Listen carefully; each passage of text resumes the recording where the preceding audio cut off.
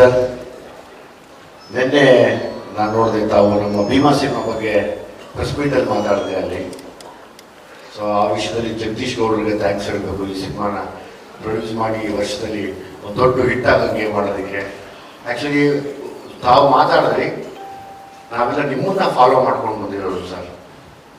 ನೀವು ಯಾವಾಗ ಡೈರೆಕ್ಷನ್ ಅಂತ ಬಂದ್ರು ಅವಾಗ ನೀವು ಸಿನಿಮಾಗಳು ನಾವು ಕಾಯ್ತಾ ಇದ್ದವು. ಇವತ್ತು ಕೂಡ ನಿಮ್ಮ ಸಿನಿಮಾ ನಾವು ಒಬ್ಬ ಲರ್ನಿಂಗ್ ಡೈರೆಕ್ಟರ್ ಆಗಿ ಹೋಗಿ ನಿಮ್ಮ ಸಿನಿಮಾ ನೋಡೋಕೆ ನಾನು ಕಾಯ್ತಾ ಇದ್ದೀನಿ. ಮತ್ತು ಅಭಿಮಾನಿಯಾಗಿ ಕೂಡ ಕಾಯ್ತಾ ಇದ್ದೀನಿ.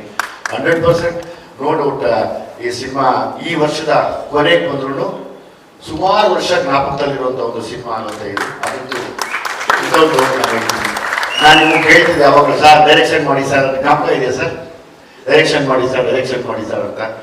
ಸೊ ಅವರೆಲ್ಲ ಬಿಸಿ ಇರೋರು, ಮೋಸ್ಟ್ಲಿ ಅವ್ರು ಮಾಡ್ದಾಗ ಕರೀತಾರೆ ಅನ್ಕೊಂಡೆ. ಶ್ರೀಕಾಂತ್ ಅವ್ರ ಮೇಲೆ ತುಂಬ ಆಸೆ ಇತ್ತು, ಹೆಂಗೂ ಸರಗ ಮಾಡಿದ್ರು ಮೆತ್ತಿಗೆ ಹೇಳ್ಕೊಂಡು ಹೋಗಿ ಬಿಡ್ತಾರೇನೋ ಸರ್, ನಮ್ಮವರ ಸರ್ ಇವ್ರು ವರ್ಕ್ ಆಗಕ್ಕೆ ಬನ್ನಿ ಸರ್ ಅಂತ. ಅದು ಮಾಡಲಿಲ್ಲ ಅವರು. ನಾನೀಗಂತೂ ಹೇಳಿದ್ದೆ ಸರ್ ಹೇಳಿ ಆಫೀಸರ್ ಮಾಡಿದಾಗ ಅಂತ. ಆದರೆ ನನಗೆ ಲೈಫ್ ಟೈಮ್ ಒಂದು ಡೈರೆಕ್ಷನ್ ಮಾಡಿದ್ದೇನೆ, ಜ್ಞಾಪಕ ಇರಲಿ ಯಾವುದು ಅಂತ ಅದು. ಸೊ ನಿಮ್ಮ ಡೈರೆಕ್ಷನ್ ಸದಾ ಇರ್ತೀನಿ ನಾನು ಆ ವಿಷಯದಲ್ಲಿ. ಹಂಗಾಗಿ ಬರುವಂಥ ಯಾರೇ ನಿರ್ದೇಶಕರಾಗಲಿ, ನೀವೊಂದು ನಾ ಅವತ್ತೇ ಹೇಳಿದ್ದೆ, ಇವರು godfather to the Kannada industry as a director ಅಂತ. ನಾವೆಲ್ಲ ಬಂದರೆ ನಿಮ್ಮ ಶಿಷ್ಯರಾಗಿ ನಿಮ್ಮ ದಾರಿನ ಹುಡ್ಕೊಂಡು ಬಂದಂಥವ್ರು. ಸೊ ಹಂಗಾಗಿ ಯಾವತ್ತಿದ್ರು ನಿಮ್ಮ ಡೈರೆಕ್ಷನ್ಗೆ ನಾವು ಕೂಡ ಒಬ್ಬ ಅಭಿಮಾನಿಯಾಗಿ ಕಾಯ್ತಾ ಇರ್ತೀನಿ. ಒಳ್ಳೇದಾಗಲಿ, ಒಳ್ಳೇದಾಗತ್ತೆ ಕೂಡ. Lahari sir, Venu sir, Srikanth sir, Shivanna ಯಾವಾಗಲೂ ಒಂದು ಫಂಕ್ಷನಲ್ಲಿ ಹೇಳಿದರು, ಶ್ರೀಕಾಂತ್ ಬಿಡಮ್ಮ ಚೆನ್ನಾಗಿ ಗೊತ್ತು, ಏನಿಲ್ಲ ಅಂದ್ರೆ ಹೋಗೋದು, ಏನೋ ಇದ್ರೆ ಮಾತ್ರ ಹೋಗೋದು ಅಂತ.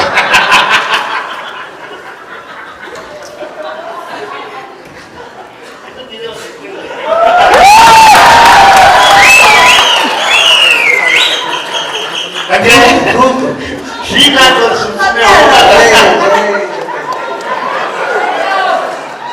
ಶ್ರೀಕಾಂತ್ ಇದ್ದಾರೆ ಅಂದ್ರೆ ಏನೋ ಒಂದು ಬೇರೆ ಲೆಕ್ಕಾಚಾರನೇ ಆಗುತ್ತೆ, ಒಳ್ಳೇದಾಗತ್ತೆ ಕೂಡ. ಒಳ್ಳೆ ಮನಸ್ಸು. ನಾಗಿ, ಪುನೀತ್ ಎಲ್ಲ ಸಿಕ್ಕಾಪಟ್ಟೆ ವರ್ಕ್ ಮಾಡ್ತಾ ಇದ್ದೀರಾ.